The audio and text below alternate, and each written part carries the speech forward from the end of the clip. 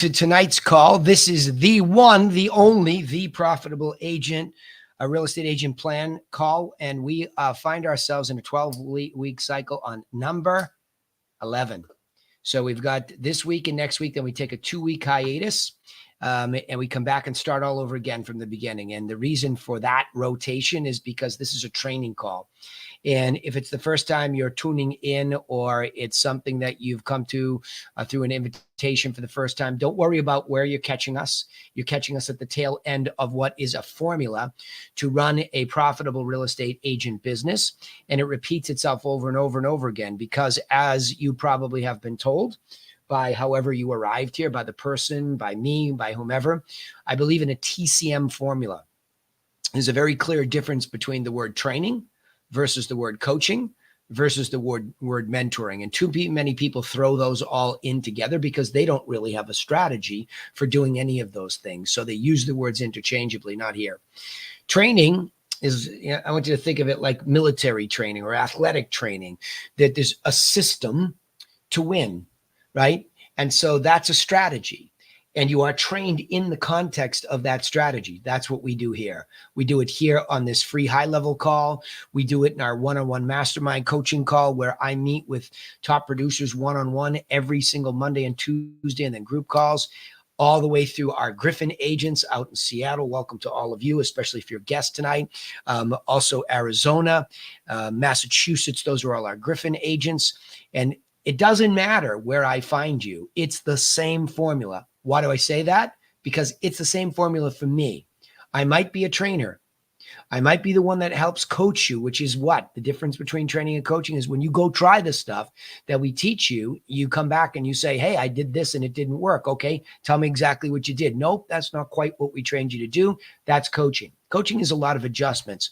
Mentoring for all of our Griffin agents is when you're about to write up an offer, or you need to run something by somebody. You need to be able to pick up that phone in that moment to be mentored, to be just straightened out in that little tweakable moment, or to be supported, ask a quick question on the fly. So there's 3 different things. This, purely a training call while I lecture. That's why I talk at you for about a half hour going through this. I'll try to pull it all together each week, but more importantly, I will relate it to real actionable items that are happening for me. And I'm excited to talk about closing tonight, because it sounds like such a boring subject, but it's like, it's so critical. And we have several situations where we are in a closing process with people. In fact, I literally took a call on a deal. I'm going to tell you how complex that became and how difficult it became. We're going to lose a company double-ended deal because we got another deal, and that's just the way the cookie crumbles, right? So we're going to talk about all that and why it's important to be really impeccable during this closing process, okay? So if you want to see, let me see if I have this link. I'm going to give you, bear with me while I look something up here before I start really sharing all the screen stuff. Hang on one second. I'm going to find, the syllabus so you have a copy of it, so you know what the subjects are, and you can relate to them. Let's see. I'm going to put this up. The reason I grabbed this is I'm going to put this agenda in the, copy it into the chat, okay? And in the chat, then I'm going to go through this with a quick anecdote, and then we'll get started so you can see how we arrive. So if you're looking for the agenda and you can see the subjects in order, which is the plan, the bone structure of the plan in order, go click on that link that's in the Zoom chat. Have a copy of that for yourself so that you'll know each week where we're at. I do my best to record these over to YouTube. It used to be so easy with Facebook, and then they just couldn't stop messing around with it. So it's not easy. So I use StreamYard, and I copy that over to YouTube. So if you want to find some of these recordings on YouTube, you will find them at the Realty Classroom channel. So you can search YouTube for the Realty Classroom, and you will find some of these recordings over there. I don't know if they come out really, peachy keen in high def, because it is a little tricky because I use Zoom and StreamYard at the same time. So I think it degrades the quality, but you'll get the point and can listen to the recordings. Okay. So it would be live probably right now on YouTube on the Realty Classroom channel, and it records over there. Okay. And then, by the way, for all of you, all of my Seattle Griffins.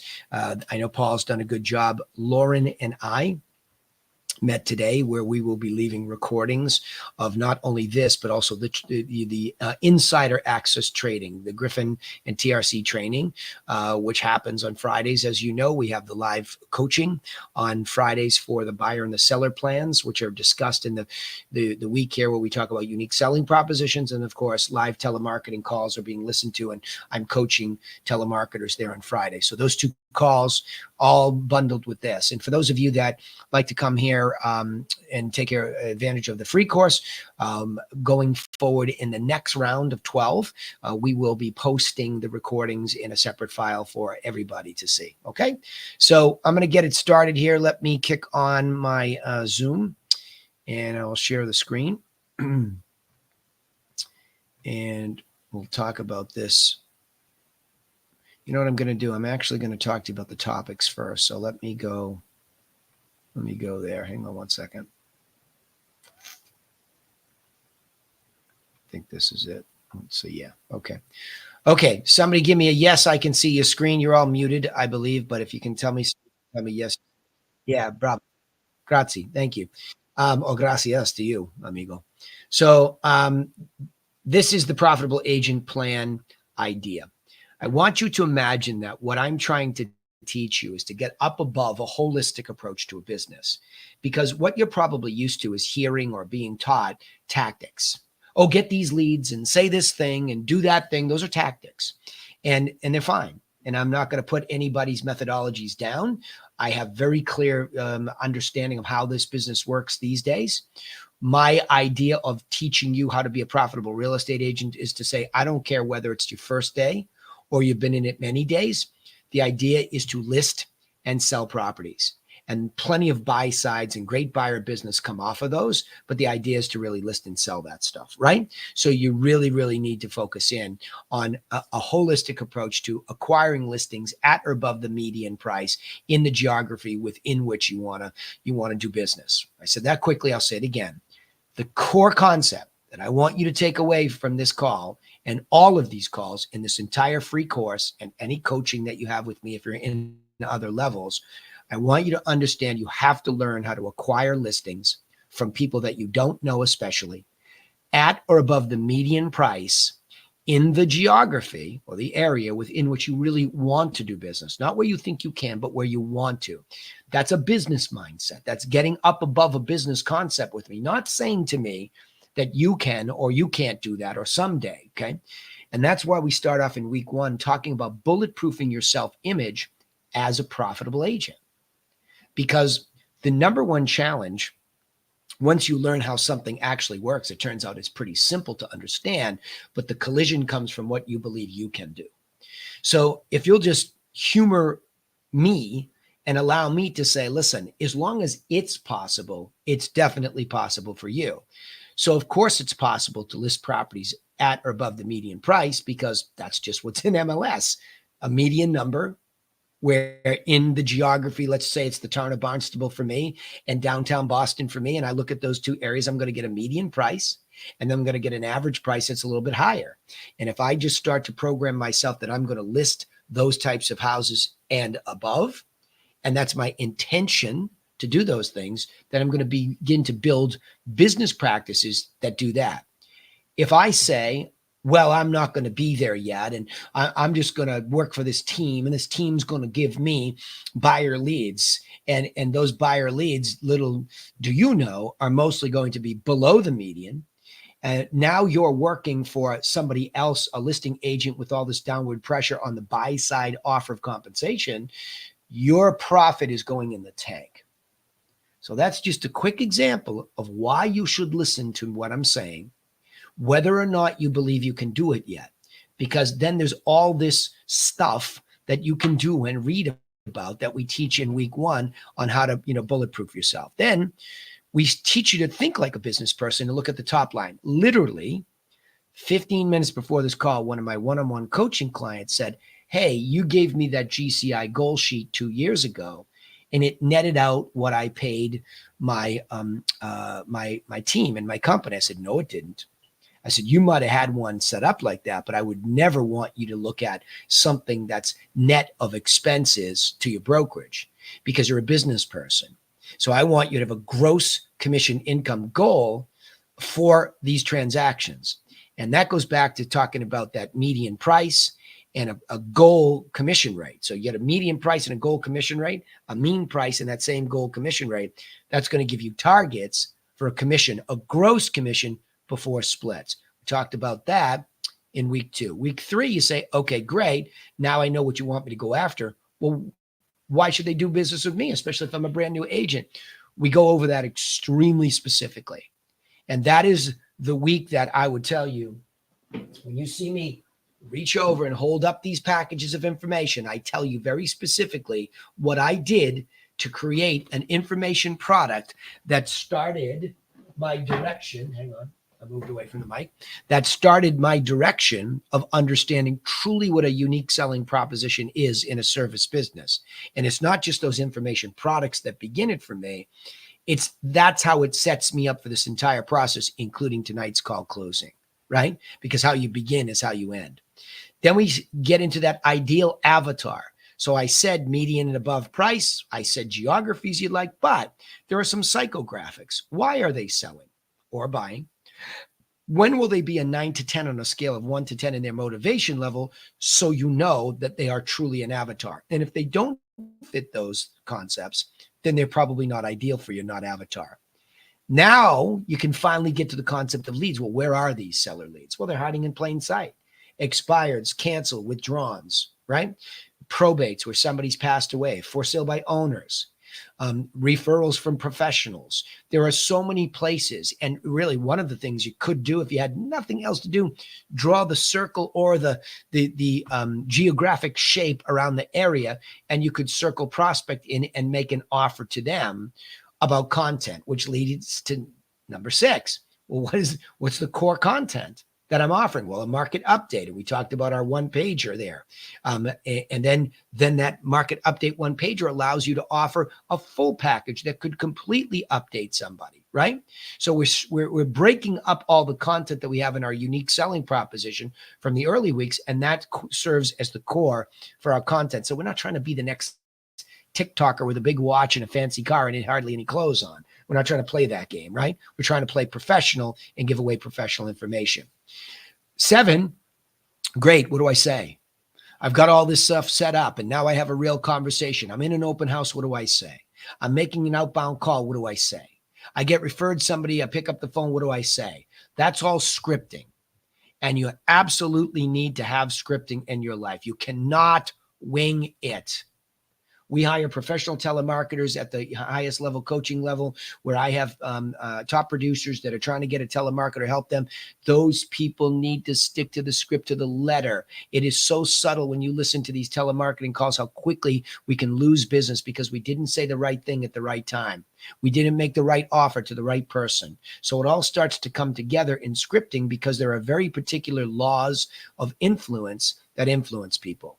And then that gets you set up to understand that the most important act of acceleration of success to be a profitable agent, once that's all in order, is the creation of a prospect who really fits all that avatar information, who has accepted your unique selling proposition information package to begin, but will now stay in touch with you if you stay in touch with them. We have just this terrible paradigm in this business that buyers cheat on us or sellers lie to us and went with somebody else. The truth is we're just not taking care of our prospects. So we talk about a systematic way that once we start with them, we continue to feed them and keep the walls up so that we know they're with us, right? Then we got into a little bit more in week 9 and 10. How do you actually care, client care, for your sellers and your buyers? What does that look like? What kind of urgency between moments? Are you being proactive for your buyers or reactive, waiting for them to go see the properties? Or are you going out and seeing them? and the sellers really caring for them by telling them, hey, we did an open house. Here's what somebody said. Here's the feedback. Here's the latest, market update. Meeting with them every 30 days and really caring for them. We really got into the nitty gritty in weeks 9 and 10 on client care management, and we separate them too, because that pulls us back to the core of what I teach, which is you have a separate package for the sell side and a buy side. And when somebody's doing both, you still educate them separately, and you act as if they are two different people because they have different needs on either side of a transaction. And then we get to tonight. And so after all of that client care management, now we roll into this closing process. And this is almost where we breathe a sigh of relief and say, whew, got them under contract. Right. And all my Canadian clients, I hear that, it's almost like there's a big dismissal at that point in time. And again, in Canada, it is a little bit more customary that, you think things don't fall out because maybe the contingencies go by the wayside quicker. I don't know, but I would never, ever, ever let any of you think like that. The closing process is such an important subject, It's almost like an entire mini business in this whole process, right? I want you to think of it like that. And I'll get into why I think like that in a second, okay? But really, really, really important, okay?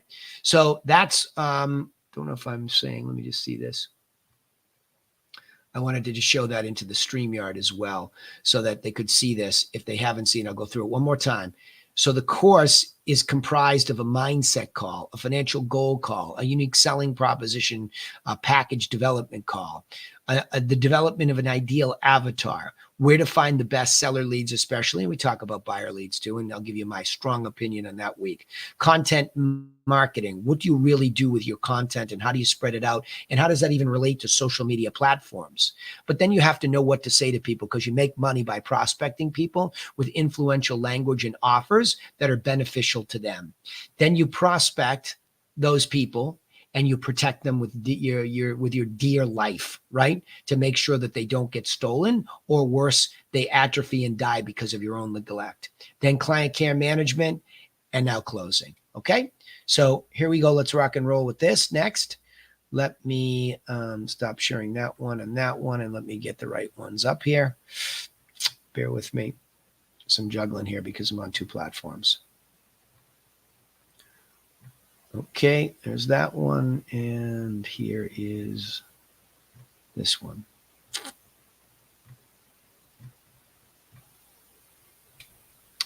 Okay.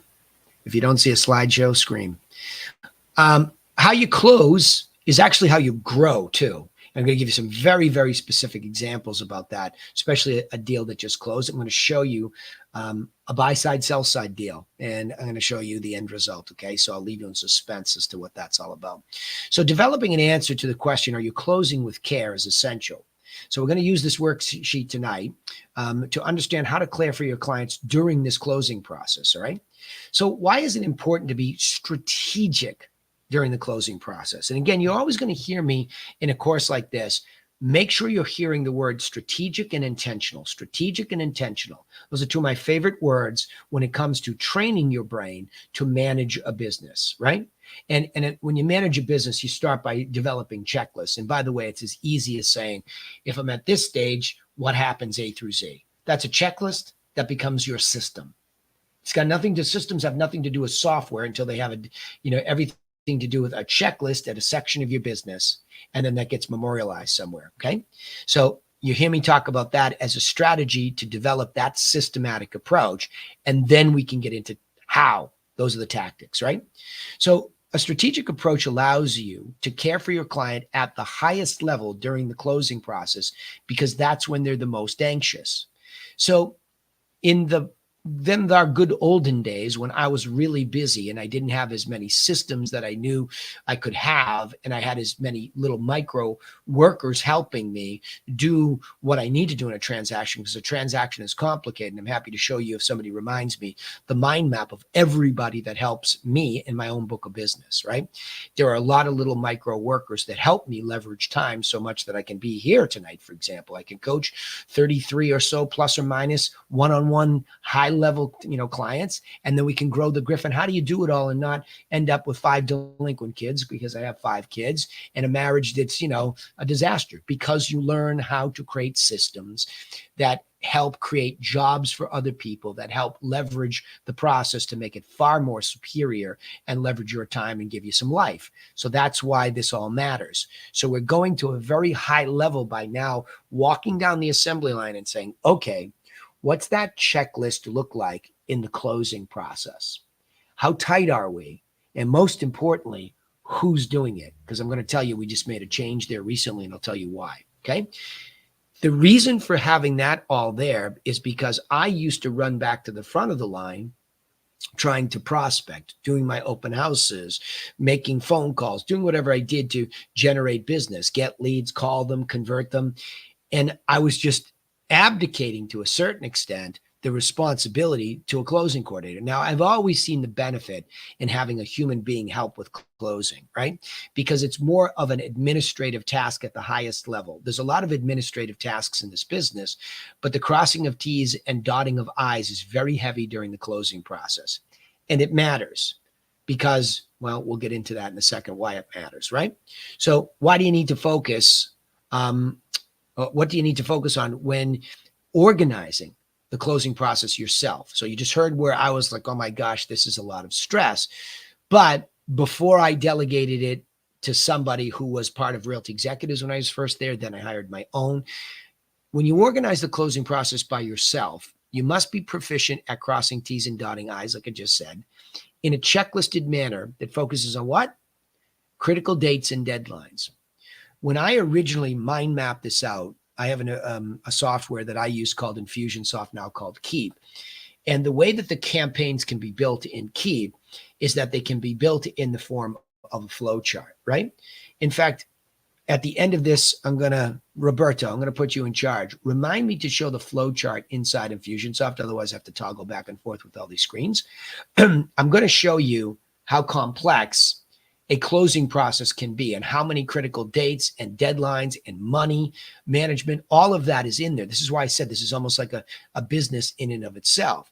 So you really have to have this checklist, and you really have to go through that checklist to make sure you're meeting this. But then it's calendared, because that's what's interesting about the closing process. There's a time crunch to it. So the minute you go, yes, and we sign, like we just signed a deal today, there's a timeline and things are counting down. Now, for me, on the sell side, it's a little bit easier. On the buy side, it's complete chaos because they really need to meet all sorts of critical dates and deadlines. And you should be paying attention to the other side of the transaction always. If you have the buy side, make sure that that seller's agent is on track. In other words, they have movers, right? All those types of things. They have smoke detector inspections. They might have, in our case, we have Title V systems, meaning septic systems to the ground. Not everywhere is sewage. Even if you do have sewage, is that being tested? Do you have Boston Water that has to sign off on things? There's a lot on both sides of this transaction in this super crunched time, okay? And in fact, it's so funny when I do these courses, I'm going to give you about 4 or 5 different stories just this week alone of closing things that happened tactically, but thank God we had a strategy, because that's what keeps us organized, right? So the dates and deadlines, I want you to remember that. Should you delegate your closing process to a dedicated closing coordinator? Well, here's the toughie, right? It's always best practices to have somebody help you during the closing process to leverage your time. So you might say, but I'm a new person in this and I work solo and I would never give this stuff over to somebody. Well, you would. If you were a profitable real estate agent building a profitable real estate agent business, you would and you will, because that's just the way a business grows. It doesn't mean that you're giving up control, which is what worries us, that somebody else is going to be making mistakes. And they can. But that's why I say, if you checklist it for yourself first, you are working for you in the beginning, right? So the manager, the strategic manager is saying, okay, in a perfect world, a closing process goes A, B, C, D, E, F, G. These are all the things we need to pay attention to. And if something goes haywire, this is what I need to do. Okay, good. You have it memorialized on a document. Then you can digitize it in a Google Doc and it lives somewhere so that you can always pull it up for each file or attach it to each file and print it out and check the listed off, right? So that's a good best practice. But you're probably not sitting on this call tonight learning about real estate because you wanted to be a closing coordinator. Let that sink in. You're not here tonight because you wanted to be a closing coordinator. You're here tonight most likely because in some context, you are on the sales end of real estate, most likely a real estate agent. And the idea is you're more likely wired because you wanted to be an independent contractor in real estate. You're more likely wired to cheat towards the things that are more sales oriented, people oriented. And it might feel like a tremendous burden to get into the nitty gritty details of babysitting a document, crossing T's, dotting I's. So that means there is somebody else that was born to do that better than you. And there's always somebody better than you at a micro section of it. And the best goal would be to say, someday, as I build out a business, I'm only managing it, working on it, and I'm not doing any of the tactical work. I'm pretty close to that, but I'll tell you the components that I'm left in because I love them, and I have zero interest in wanting to stop. And I have 2 humongous college educations going on at the back end of 3 that are done with 5 kids. So I'm not going anywhere, and I'm going to make sure I drive revenue. But I am not good at closing coordination. I have never been good at closing coordination when it comes to the detail stuff. And I would rather have a sharp stick in my eye, right, than have to closing coordinate for a living. But there are people that love it. And over the years, I have hired people that love that. They're decent talking to people to get what they need and keep on the checklist, but they're not salespeople, and they don't want to be salespeople, and they don't want to get involved if anything's hairy when it comes to something falling apart, right? So they're wired better than me to do that part, and I'm wired better than them to do the other parts. And so it makes for a good process. But this will be the first conversation I have with you about delegating it to a person. Now, a lot of you, for example, if you're a Seattle Griffin, part of the Cantu group, we have Mercedes out there. Mercedes is one of those people who's really good at crossing T's and dotting I's and babysitting a file for you, with you, right? And when I say babysitting in crossing T's and dotting I's, I still have to go out and do the tactical work, if I don't have somebody to cover it. So, for example, I did go to the Boston Water and Sewer Department to drop off a $25 check in Boston the other day to make sure that we didn't get a delayed closing because they need to take a real live reading there and have to be in the house. Similarly to the way that in West Roxbury, on the other side of Boston, it was the same house. We have a fire inspection that has to get done, and that's already been, paid for. And we went through the house and made sure our seller had everything wired by code because we gave them the code, right? And they have people in the family that are technically oriented and know the code, right? So those are some live examples of a deal that's going down, and it's a double-ended deal for us. So it's a big deal, right? And so all of that is part of that process. But I only had to do the tactical stuff when somebody told me where I needed to be. Let that sink in now. Here I am, the owner, the entrepreneur with the vision for a managed business. I'm also the strategic manager helping organize and build these checklists. And I don't build them alone. I build them with these technical people who are better at that job than me. So, for example, client care management, which we talked about weeks 9 and 10, Laura and I constantly look at how she, as the client care manager, checklist this follow-up with these people. Now, Chelsea, the closing coordinator, who we just hired because we had a closing coordinator personally have a familial meltdown, meaning her marriage fell apart. She wasn't calling us. She wasn't talking to us, like really melted down on us, right? And we just pray that, she's at peace with her situation, but we couldn't continue with her. So we went out and said, okay, it's time to raise that standard. Who already thinks like us? Who has a checklist system already? And we found Chelsea through the referral source that we used way back when. And we're in love, right? It's love at first conversation, love at first Zoom, because she's taking a software that she uses to leverage time that we use. She's going into ours and she's putting the entire checklisted system into that one, plus our tweaks. And her enthusiasm for this business is contagious. She's just like contagious. She loves to do this and she knows it. So I, as a manager, can defer a little bit and say, okay, tell me a little bit about your best practices. And what do they look like? What do your checklists look like? Because here's what we want to happen. Here's what we expect to happen. Are we missing anything? Is anything news to you? So it's, our little flavor for this, because we really have this dialed in. And this is why we're getting some really good closing results and people really like us. But no way would I ever imagine ever not having somebody like Chelsea, ever. In fact, I have had a closing coordinator probably since the very, very beginning of my career. Realty Executives, Mike Degnan actually was one of the partners. He helped with closing coordination. Then shortly thereafter, I hired my own Janice Leonard, who went for a 10-year run. Then it was Brandy, Randy, and now Chelsea. They were all sort of part of the same company. So I have never been without one. Plus, as a brokerage, it is a massive value added to agents as part of what service we provide, because agents cannot stand detail work. Okay, next. So which parts of the closing process should you delegate? So here's the conversation about technical work versus personal work, right? Which is still a little bit client management. Even though we're in the closing process, these folks are still in a client / closing stage.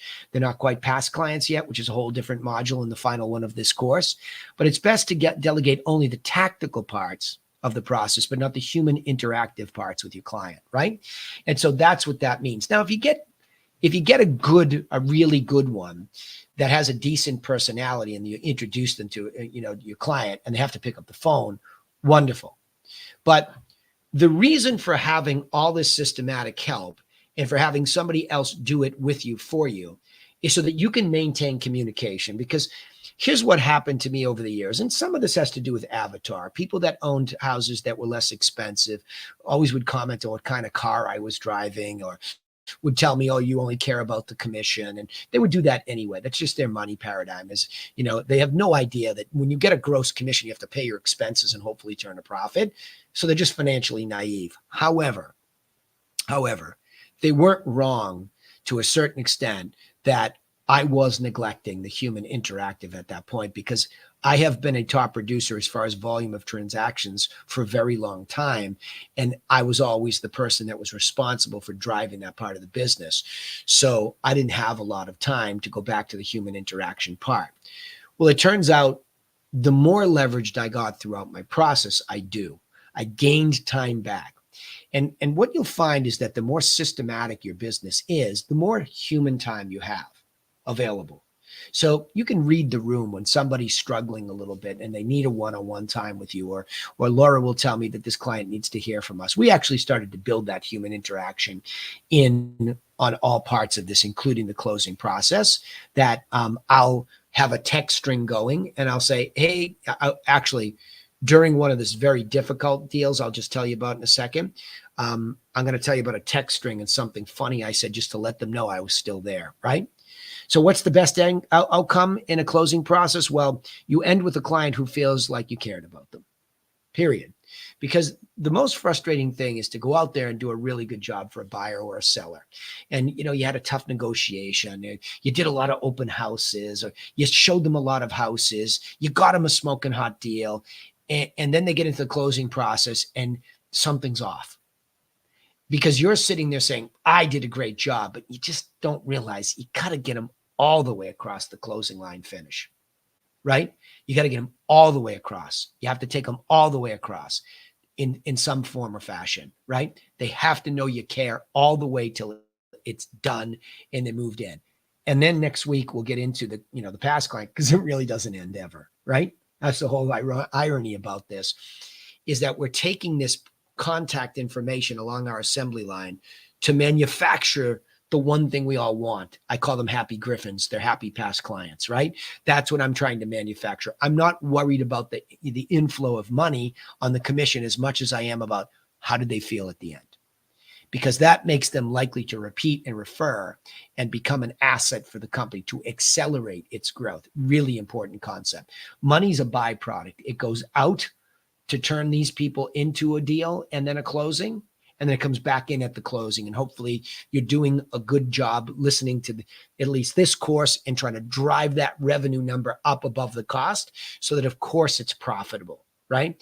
And that's really where the profit starts to fall back in if you're doing enough of this, right? But it's so much more important to understand strategically, was the client happy? Do they feel cared for?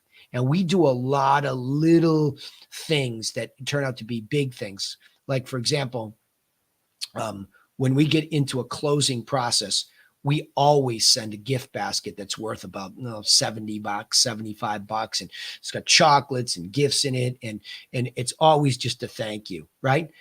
Sometimes it lands well. Other times, some lady, we sent her a beautiful basket of bottled wine. She goes, "What do I need another bottle of red wine for?" So because people just get harrowed, and she's like, "I can't believe I said that." I said, "No, I know why you said it. This is an amazingly stressful process. You were all the way across the country in Seattle, and we sold something for your family who passed in Boston. I mean, that's why you said it. So we don't take that personally. We love you, right?" And that's how we ended. Now, I don't know that there'll ever be another reason for them to, do something with us, but that matters to me. And that person's actually going to continue to get a gift from us for the next at least 10 years that says, "Thank you, thank you, thank you, thank you." And it's happy property anniversary sale, happy property anniversary sale. It's just what we do. We take a sliver of what we made and we put it back into those people. Even if there's not a high probability they refer, it's just our systematic way of showing we care, because you just never know, right? You don't know when they'll say, "You know what? Remember my other sister? She needs X, Y, or Z." Or, "You won't believe this, but another friend, their parents passed. We recommended you." So you don't know. So we always finish that way. Okay. Let's go into, let me stop sharing screens here. So we go into a little bit of the anecdote stuff that I wanted to talk about. So the closing, actually, you know what? I do want to show one more thing. I'm going to explain this to you. Where's that one? Bear with me. I'm looking for that. Okay. Let me just show it on StreamYard as well. I'm going to explain this one to you because it's a great story. And it's a great story that validates this entire process. And I want to be very clear about that this entire process, this is what it looks like. As I just talked about, that happy past client being manufactured at the end of the closing process, which obviously is the whole process, but that little mini business. Diane was a buyer of Josh's house. Okay. And to try to be specific about that, I will eventually, sorry, let me show you this one and let me show you this one. Okay. So you should be seeing my featured listings on my page, and I'm going to show you this property that just sold.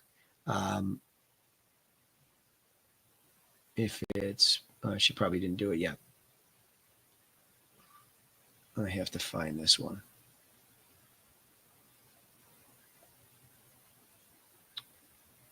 Okay, it's this here. So this property here, tell me if you can see that, Roberto. We good? We're looking at that property? Yes. Yeah, Roberto, you've been in this building. So this was the one downstairs, right? So this property here, originally this building, we used our very same formula to call an expired in this building, which is an extremely high-end boutique building in Boston, right behind the government center building. I'm sorry, I keep saying that. The State House building, the beautiful golden dome, the yellow building, the famous State House in Boston. It's literally right behind that. And so this property here was 3.595 to begin with. And then we ended up selling it. I don't know why it says that funky number. It's 3.4. So it sold at 3.4 million. Okay. And it sold double-ended, and it sold in 11 days. The reason why these people hired me, or at least gave me a chance to be hired and give my presentation, was because I was the first one to be able to sell something in their since a lawsuit had begun where the association sued the original developer who wouldn't take care of a fistful of things. One was those big, beautiful windows in the background you can see there. Those windows there were faulty because they had been used as construction entrances, and he didn't want to fix them. He didn't want to fix some stucco in the back of the building. But I figured out how to price it right based on our follow-up systems and our client care and our math and all the things that we teach tactically. I was able to get it solved and sell one for $3,350. They gave me this one. You can see this is $3,400. And I handled the buy side of this through an open house. Okay. I cannot tell you how valuable open house has been to me over my entire career, but especially lately. I am double ending deals relatively regularly. A 1.22, which was a probate deal that we used, like I said, hiding in plain sight, expireds, probates, using the script, sending the unique selling proposition package, following up, going in, giving a listing presentation, tactically doing some things that we do with a ratio analysis, very simple math, and educating them on what to do and what not to do, showing them what to walk away with. We're winning. And we're winning our fair share of them.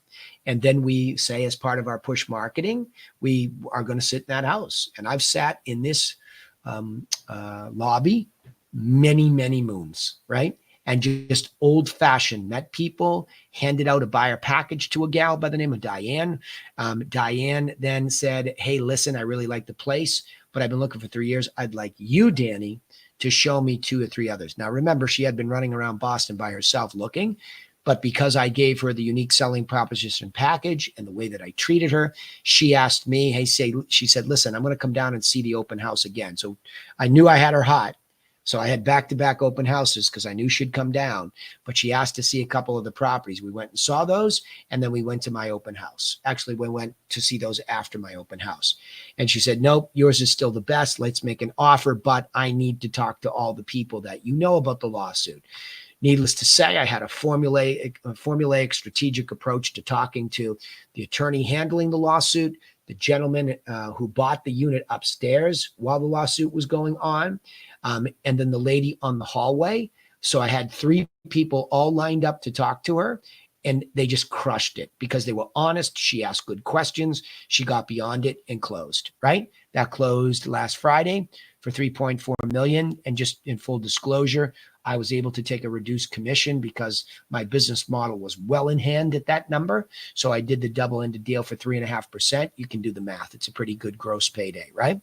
Now, here's what the ending looks like, right? Josh, who was the seller, and by the way, we never did a good job at Google reviews.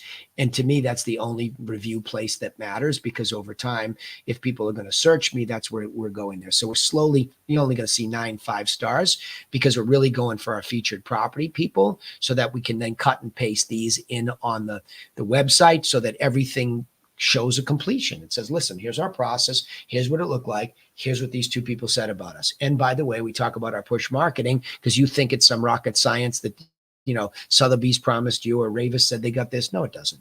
It's this. This is the way it works. And here's 2 people saying it. And by the way, you can pick up the phone and call Diane or Josh because they have offered that, right?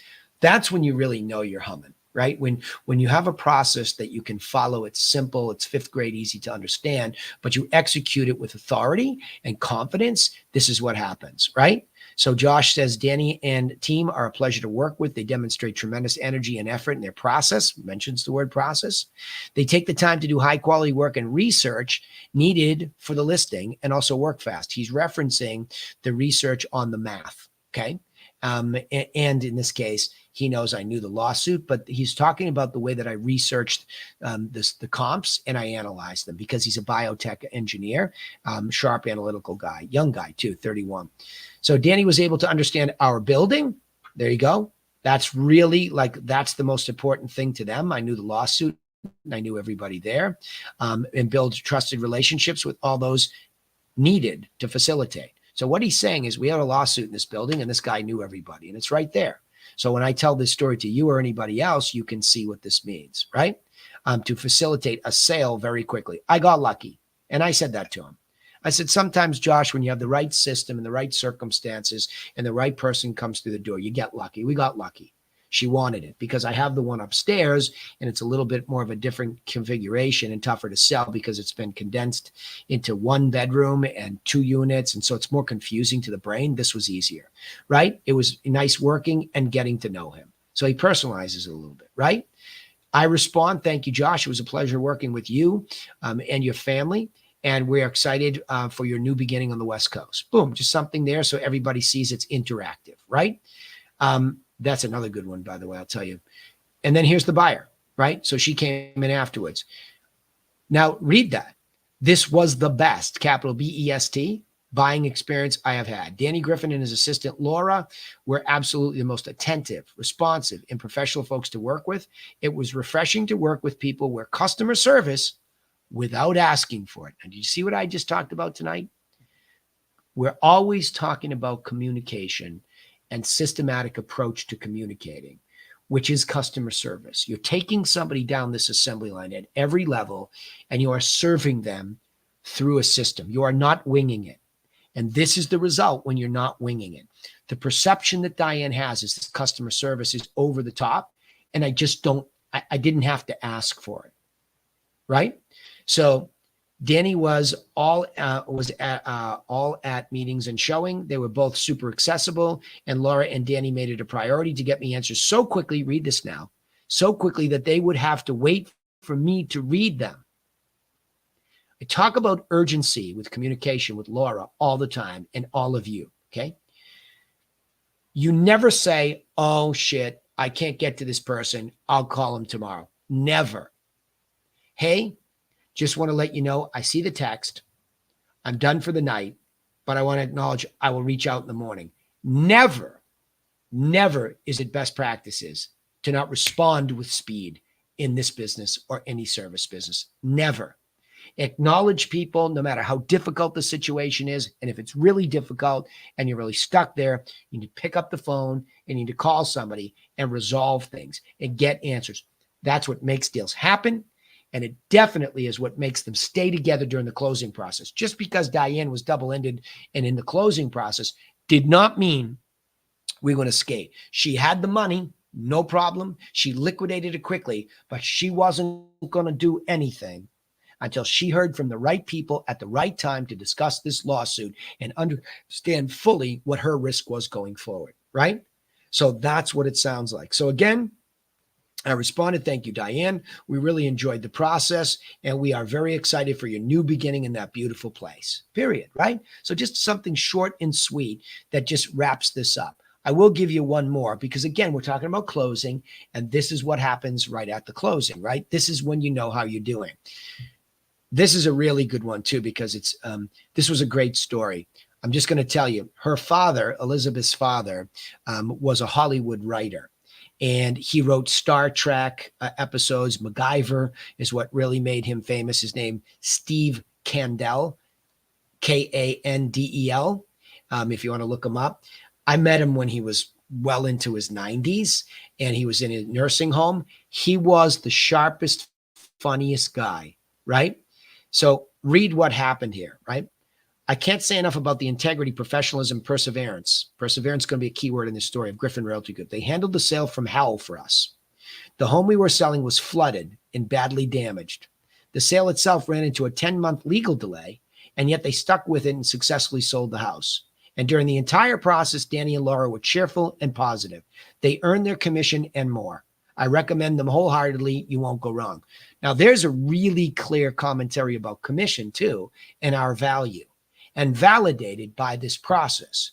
So what really happened there was, as we listed the house didn't get winterized, right? And we had this crazy, crazy Cape Cod cold snap. It burst pipes everywhere. And theirs was one of them. The good news is we were attentive to it, and we figured out that the water was running in the house and a pipe had burst. So it really delayed the whole thing, and we had to get contractors and everything. I sold the house in a condition that was basically gutted, and we still got them $2 million for this beautiful property. So as you start to use systematic approach and really focus on that person being happy, and you're really attentive to them going across your whole assembly line, this is the type of stuff that then can go to the next level, right? So testimonials that are written like this, not these phony, like, crafted things. These are just these people writing this down in their own words after the end of a process. And you can see a consistency in what it says. And that's what we want people to see. We want people to say that, listen, no matter what your circumstance ends up being, we want this to be a consistent process for all people, right? And so again, the tighter and tighter and tighter we get, and that's why I like teaching it, because remember, I'm doing it every day. So it's reminding me, it's reminding my team, agents, coaching clients. It's just, we're training the brain to stay systematic so that when we go to the tactics, like, yep, this is what I do every time in this part of the strategy. Yep. Oh no, shoot, I forgot to do this. Hurry up, go back and do that. That's how well behaved the brain becomes once it's been trained in a strategy. Okay. Enough of this. Let's go to a Q&A mode. Now, remember, when I'm in Q&A mode with you, you can ask me really anything. It doesn't have to be about what tonight is, but it can be. And I'm happy to answer that, or I'm happy to coach you on anything. So in other words, we just trained tonight in a module, but if you have a situation that you want to talk about, let's talk about it. Okay. So your mics are open. They're closed, but Adalberto, Amy, Andre, Dable, Esther, Jacinta, Lauren, Leash, Mancy. Welcome, Seattleites. I hope I didn't butcher any names there. Lemse. It was not Leash. So sorry, Paul had a typo there that I didn't catch until he reads. Yeah, all good, brother. All good, brother. I got it. I got it. Yep. So sorry if I butchered any name pronunciations, but welcome. Thank you for the effort to make it here. And again, we're thrilled to have you as part of Cantu Group Griffin out there. So welcome. Comments, questions, because I got about 7 minutes because I like to keep it tight for you at an hour. Sure.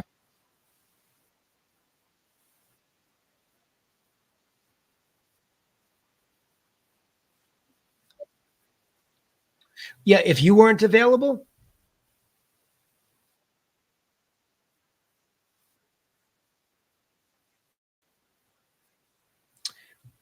oh, okay. I just want to get the context right. I'm going to repeat it to you.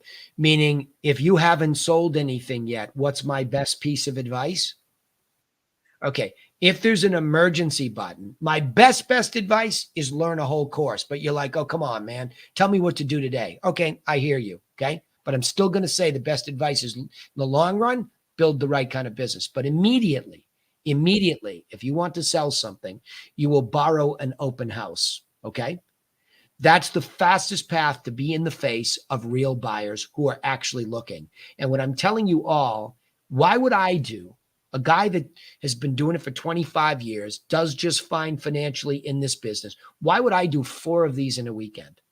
Because it is the fastest direct path to real people making real buying decisions. And then the next part of that is I would have the unique selling proposition packages made up so that I have, and I'll show you what's in them. I would bring them in the nice folders, but I would always have at an open house what's sold around that open house with pictures and details and maps so I could give it to the buyer so they see what the money's buying. I would have also other properties that are for sale. I know they can use their phone, but I would take the time to print those. So in case they don't like that one.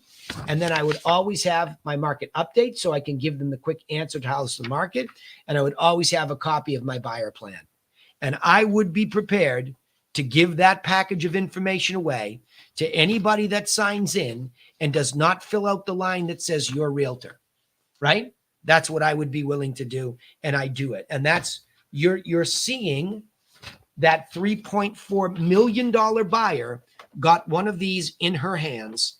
And that's what got her to trust me to work with me exclusively. She did end up buying my property, but she would have bought one of the others through me simply because I met her at an open house and I had a buyer package of information ready. Period, paragraph. I cannot give you a faster path to talking to real people. Borrow an open house, get these packages ready, right? And have the sign-in sheet and make sure Yeah, you I mean Paul can give you all that stuff, but that's I cannot give you any better advice because I do it myself every weekend. Cool.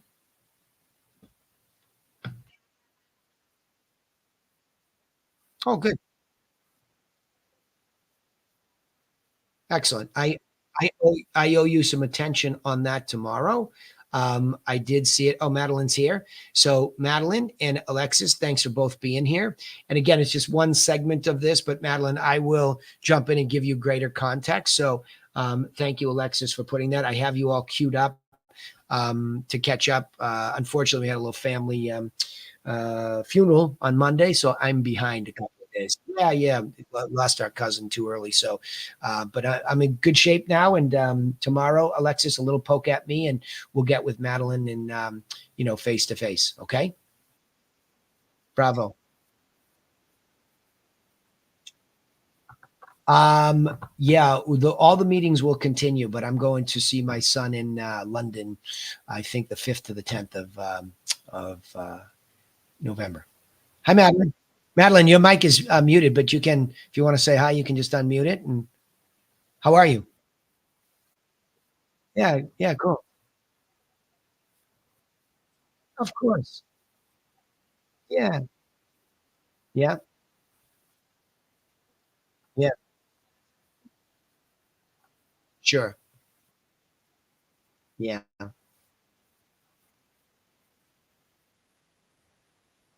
yeah, cool.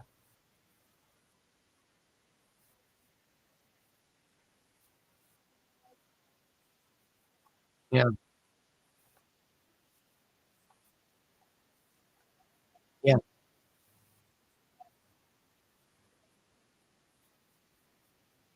totally. Well, because especially a wholesaler, I mean, you're going in there and you're trying to get these houses at these deep discounts. And it has to be the right, listen, I have a lot of coaching members that are retail and wholesale, right?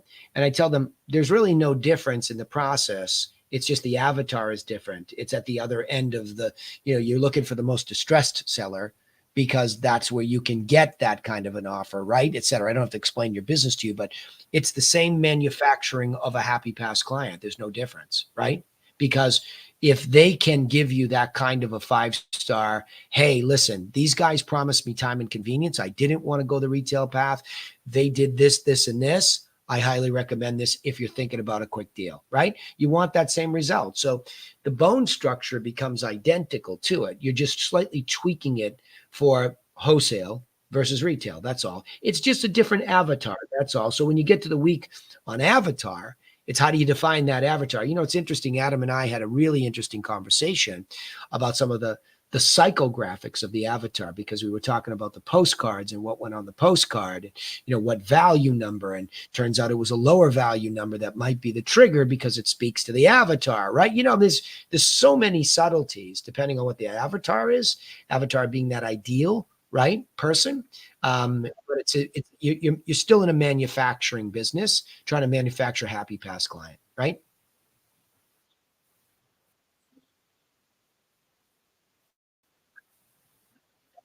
Yeah, yeah. Well, yeah, but that's a good point though. The credibility comes one at a time. And where the credibility begins is at the beginning of this course, where we say, listen, I'm going to act with authority that I believe that I am the best solution for somebody who wants to sell their house wholesale, no matter whether I've sold 300 homes or none. Doesn't matter, right? I mean, bought and sold. It doesn't matter. I'm going to act as if I'm already there, right? And that's where this book, Psycho-Cybernetics, which means mind steering systems, had the greatest impact on me and my coaching career of any book I've ever read. And I'm relatively voracious when I can to swallow books, but that was a great one because what it says to you is it doesn't matter what your self-image is now as a professional. It just matters what it can be. And in the theater of the mind, you can make it whatever you want to be. Well, that's a pretty tough leap of faith because we're so rooted in what we believe. But if we see somebody else, if you take a successful, in your case, another woman wholesaler who's there, right? That's the way that it is, right? Catherine, I see that question and I will answer it. So when you look at it that way, you're like, okay, if she can do it, then it's possible. And if it's possible, I just have to convince myself it's possible for me. This is why I say to a lot of people, I say, listen, you know what I'm asking you to do? I'm not asking you to list luxury. So when I show a 3.4, everybody goes, oh, I could never. I, not too long ago, averaged about 340. Okay. So that's 10 times that. But I just made myself understand that if somebody could list a 3.4, why couldn't I? Then I just needed to figure out how. That's all. Yeah. So, yeah. Go. See you later. You go. Go. Go do it. Go do it. Go. Yep. Looking forward to it. Catherine Hunt. Yes. How many times you ask for a Google review? See, it's an interesting thing that you ask that way in that context, because it's not how many times. We don't need to ask how many times. It's part of our process. We've built it into the process, right? So again, we're not going to be able to get them from everybody, because not everybody is a raving fan to the extent that they're willing to go write this thing up. It is the client care manager's job to solicit this as part of the process. So you have to understand that once we go under agreement and we're past all contingencies and we're looking like we're going to a closing, we mail a gift basket to these people. So it's an ethical bribe to a certain extent. They're already happy with us. We double down by giving this gift. Oh, by the way, would you mind just taking a quick minute to write us a Google review? We'll send you the link, right? So we wouldn't ask a bunch of times. We just follow up to say, did you get a chance to, to do that, right? That's all. But it's part of the process. Everything becomes a logical next step. Okay, I'm at 8:02, gang. That's it for me. I'm going to call it a night here. I appreciate y'all being here live. Really good turnout, by the way. Especially thanks to all of you out in the West Coast. Love you guys and gals and folks out there in Seattle. Appreciate you all being here. And as you know, you have access. I know it's a funky time. I did get with Lauren Paul Cantu. We did begin. We made the folders for where we can list the Zoom recordings for coaching, and of all of you, I told you. So just wanted you to hear that, Paul. That's being made. Okay. Good. You're welcome. All right, gang. Good night. Have a good night. You're welcome. You're welcome. You're welcome.